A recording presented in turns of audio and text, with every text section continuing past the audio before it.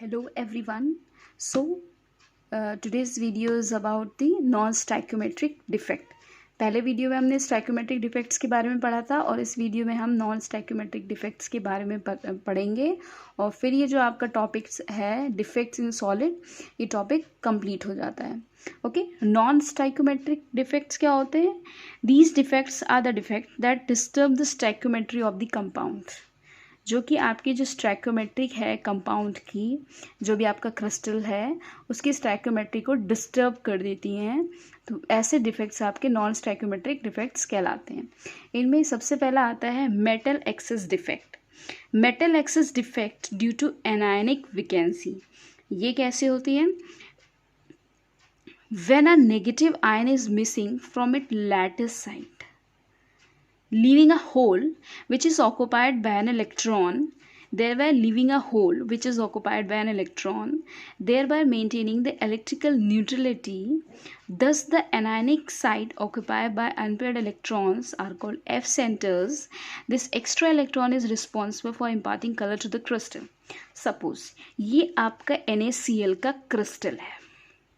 Okay, this is the crystal of NaCl और आपने इस NaCl क्रिस्टल के ऊपर यहाँ पर आपने NaCl वेपर्स के फॉर्म में पास करा दिया. ठीक है, यहाँ से NaCl वेपर्स फॉर्म में पास हो रहा है. ओके, अब देखिए NaCl है तो ये कुछ आपका Na+Cl- में होंगे. तो क्या करेगा, यहाँ पर भी आपके एनायंस हैं, एनायंस एंड कैटायंस हैं. यहाँ पर एक Na+ जो है वो Cl- को, क्योंकि ये एनायनिक वैकेंसी है, एनायंस की वजह से वैकेंसी हो रही है यहाँ पर, तो एक Cl- को Na+ अट्रैक्ट कर लेगा. यहाँ से जो जाएगा एक Cl- जाएगा और इसके साथ कंबाइन होकर NaCl बना लेगा. ये NaCl बना लिया. ओके, तो क्योंकि ये NaCl के फॉर्म में है, अब ये Na+ कैसे बना होगा? Na+ कैसे बना होगा? इसने अपना एक इलेक्ट्रॉन दिया होगा तभी तो ये बना होगा Na+Cl-. तो इसका ये जो इलेक्ट्रॉन है, क्योंकि इस क्रिस्टल की इलेक्ट्रिकल न्यूट्रलिटी मेंटेन रहे, इसलिए ये इलेक्ट्रॉन यहाँ पर आकर इस क्लोरीन आयन की जगह पर आकर ऑक्यूपाई हो जाता है. मीन्स कि एक एनायन के चले जाने पर उसकी जगह पर एक इलेक्ट्रॉन आ गया ताकि पूरे क्रिस्टल की इलेक्ट्रिकल न्यूट्रलिटी मेंटेन रहे. आई बात समझ में? The anionic site is occupied by the unpaired electron which is called F centered. Okay, and this extra electron, इस इलेक्ट्रॉन की वजह से ही इस क्रिस्टल में कलर आता है. This extra electron is responsible for imparting colour to the crystal. आप आगे की प्रॉपर्टीज़ में पढ़ोगे, पैरामैग्नेटिज्म एंड कलर के बारे में पढ़ेंगे तो उसमें पता चलेगा कि आपके जो कलर होते हैं वो इलेक्ट्रॉन के ट्रांजिशन की वजह से कलर आते हैं. ओके, तो ये कलर जो है वो आपका इलेक्ट्रॉन की वजह से ही आया है. ओके, बात समझ आई? मैं यहाँ पर फिर से रिपीट कर दे रही हूँ. एनायनिक वैकेंसी कैसे है? ये हमारा NaCl का एक क्रिस्टल है. इस क्रिस्टल पर हमने NaCl के कुछ वेपर्स पास किए हैं. NaCl में जो सोडियम है, Na है, वो अपना एक इलेक्ट्रॉन लूज कर देगा, Na+ बन जाएगा. तो ये आयंस के फॉर्म में आ गया. क्रिस्टल में भी आयंस के फॉर्म में है, तो ये क्लोरीन आयन को अट्रैक्ट कर, इनमें से कोई भी एक क्लोरीन आयन Na+ अट्रैक्ट कर लेगा और क्या बनेगा? NaCl बना देगा. और जो Na+ बनने पर जो एक इलेक्ट्रॉन रिलीज हुआ था वो इलेक्ट्रॉन इस जगह पर आ जाएगा, क्योंकि एनायनिक वैकेंसी को एक इलेक्ट्रॉन ने फिल किया है. That is why this type of defect is called anionic vacancy, मतलब metal excess defect due to anionic vacancy. Okay, and this electron is responsible for imparting colour to the crystal. अब इस extra electron के होने की वजह से इस crystal पर क्या असर पड़ता है? पहली बात तो ये क्रिस्टल आपका कलर्ड हो जाता है. और ये क्योंकि NaCl का क्रिस्टल है तो ये क्रिस्टल आपका येलो कलर का हो जाएगा। ओके, अब क्योंकि यहाँ पर एक्स्ट्रा इलेक्ट्रॉन है तो इसकी इलेक्ट्रिकल कंडक्टिविटी भी क्या होगी, इंक्रीज करेगी। और इलेक्ट्रॉन की होने की वजह से इसकी मैग्नेटिक प्रॉपर्टी भी शो करेगा। आप magnetic in solid state magnetism आप पढ़ोगे इन सॉलिड्स में तो उसमें पता चलेगा आपको। तो क्योंकि इस एक्स्ट्रा इलेक्ट्रॉन की वजह से आपकी मैग्नेटिक प्रॉपर्टी भी ये शो करेगा। दूसरी चीज़, क्योंकि यहाँ पर से एक क्लोरीन आयन गया है तो इसकी डेंसिटी जो होगी वो डिक्रीज करेगी। कलर शो करेगा, इलेक्ट्रिकल कंडक्टिविटी शो करेगा, मैग्नेटिक प्रॉपर्टी शो करेगा, डेंसिटी डिक्रीज हो जाएगी। और सिमिलरली इस तरह के और भी क्रिस्टल हैं, जैसे LiCl क्रिस्टल है, KCl है, तो LiCl का क्रिस्टल जो होगा वो पिंक कलर का होगा एंड KCl क्रिस्टल जो होगा वो वॉयलेट कलर का होगा। ओके, और ये कलर्ड क्यों होंगे, कभी इधर ऐसे क्वेश्चन पूछा जाता है, why these crystals are coloured. These crystals are coloured due to presence of F centred. F centred means वहाँ पर इलेक्ट्रॉन की प्रेजेंस है।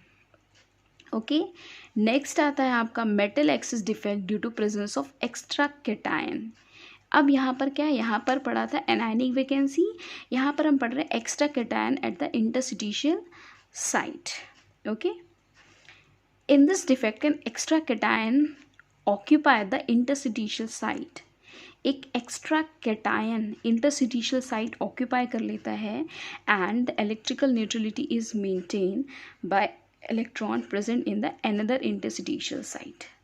यहाँ पर आपके जो एक्स्ट्रा कैटायन हैं वो आपका इंटरस्टिशियल साइट ऑक्यूपाई कर लेते हैं, क्योंकि वो एक एक्स्ट्रा कैटायन, आपके क्रिस्टल का कैटायन नहीं है वो। जैसे यहाँ पर क्रिस्टल के कैटायंस की बात हो रही, नहीं, यहाँ पर क्रिस्टल का कैटायन नहीं, यहाँ पर एक एक्स्ट्रा कैटायन है जो कि क्या इंटरस्टिशियल साइट ऑक्यूपाई कर रहा है और इलेक्ट्रिकल न्यूट्रलिटी मेंटेन रहे, इसलिए इलेक्ट्रॉन्स प्रेजेंट रहते हैं दूसरी इंटरस्टिशियल साइट्स पर ताकि इलेक्ट्रिकल न्यूट्रलिटी मेंटेन रह सके। ओके, जैसे हम इस डायग्राम में देख सकते हैं, ये डायग्राम आपका जिंक ऑक्साइड का है। Zinc 2+ O2 minus, zinc 2+ O2 minus, zinc 2+ O2 minus, zinc 2+ O2 minus, zinc 2+ O2 minus, zinc 2+ O2 minus.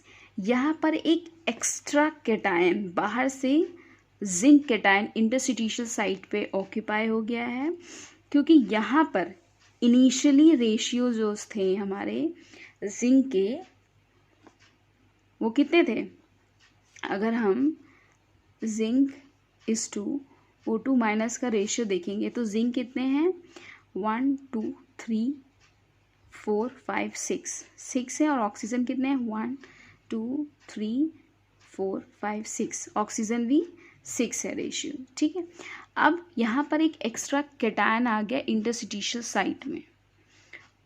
Okay, तो इस इलेक्ट्रिकल न्यूट्रलिटी मेंटेन करने के लिए यहाँ पर 2 इलेक्ट्रॉन्स दूसरी इंटरस्टिशियल साइट पे आ गए, जिससे इस क्रिस्टल की इलेक्ट्रिकल न्यूट्रलिटी मेंटेन रहे।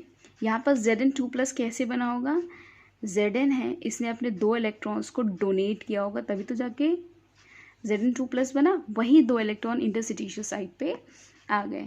तो ये डिफेक्ट हो गया आपका, defect due to extra cation in the interstitial site. अब इसकी वजह से क्या इफेक्ट पड़ता है, बिकॉज यहाँ पर इलेक्ट्रॉन्स हैं तो ये भी कलर्ड होगा क्रिस्टल, इलेक्ट्रिकल कंडक्टिविटी भी बढ़ेगी, इसकी मैग्नेटिक प्रॉपर्टी भी शो करेगा, और कलर तो होगा ही होगा because of presence of this free electrons.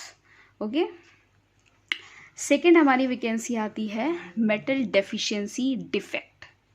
बहुत इंपॉर्टेंट है, इस पर बेस्ड काफ़ी न्यूमेरिकल्स भी पूछे जाते हैं। This defect occurs due to the missing of a cation from its lattice site and the presence of cation having higher charge in the adjacent lattice site. This defect occurs when a metal show variable vacancy.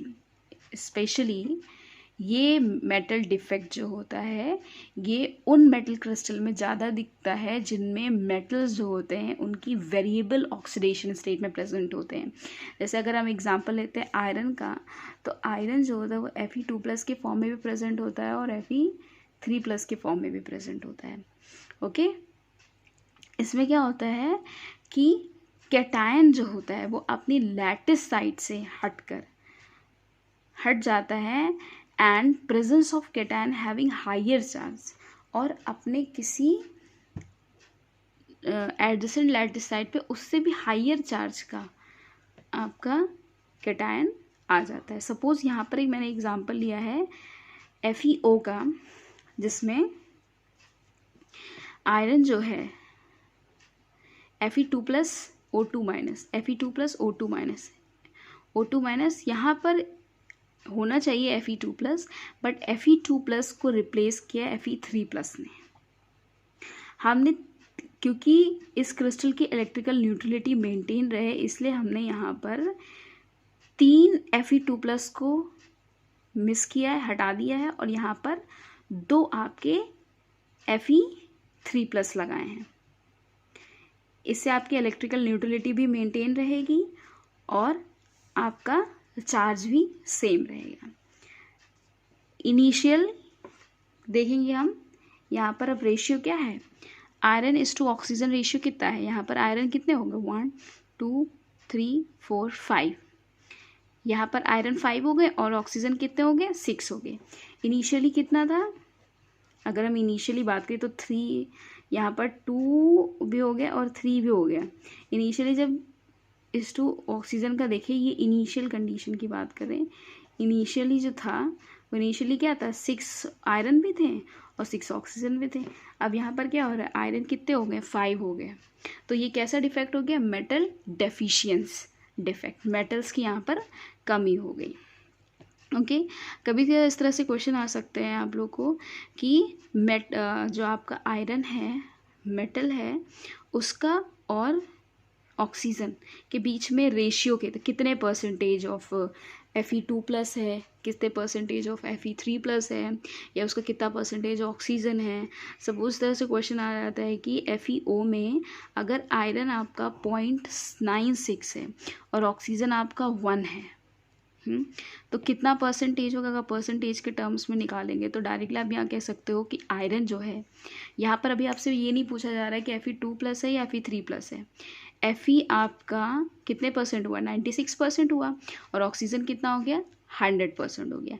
अभी यहाँ पर iron में आपका Fe2+ भी है और Fe3+ भी है। ओके, देखिए इलेक्ट्रिकल न्यूट्रलिटी की बात करें तो ऑक्सीजन पे कितना चार्ज होता है, ऑक्सीजन पे 2- होता है।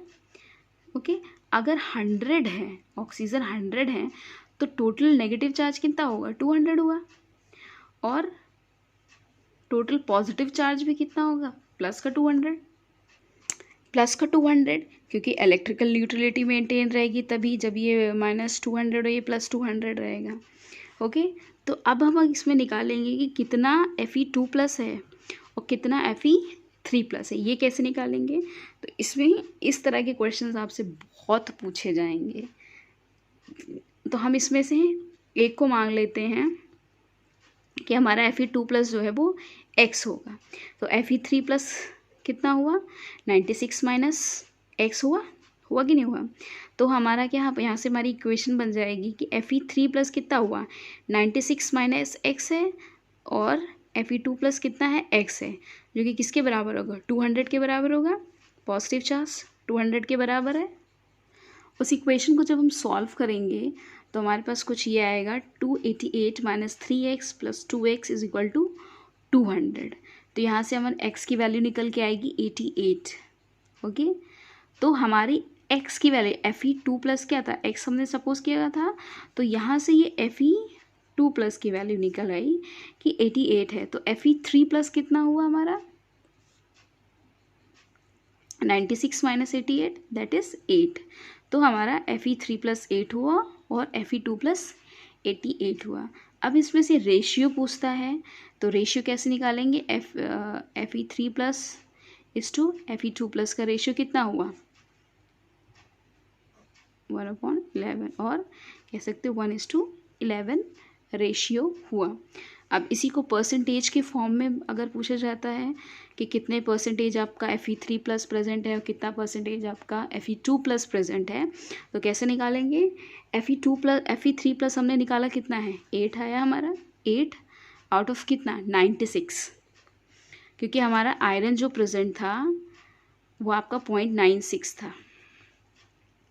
ठीक है, तो हम इसे नीचे रखेंगे और कितना है, ये 8 है, तो 8/96 इंटू 100 दैट इज़ 8.3% एंड 88 आपका Fe2 प्लस है अपॉन 96 इंटू 100 दैट इज़ 91%, 91.6%।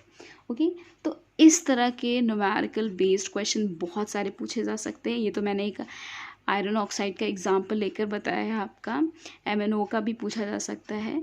तो आपको होल प्रोसेस करना इसी तरह है। आपको मैंने यहाँ पर रेशियोज़ भी बता दिए हैं, परसेंटेज भी बता दिए, ठीक है। तो इस तरह से न्यूमेरिकल आप देखिएगा, आपके NCERT बुक्स में बहुत सारे क्वेश्चन दिए हैं, सॉल्व करने की कोशिश करिएगा और मैं कोशिश करूँगी नेक्स्ट वीडियो में भी एक आध न्यूमेरिकल इस पर बेस्ड आपको करा सकूँ। ओके, अगर आपको मेरा ये वीडियो पसंद आया हो तो प्लीज़ लाइक करिएगा, शेयर करिए एंड मेरे चैनल को सब्सक्राइब करिए।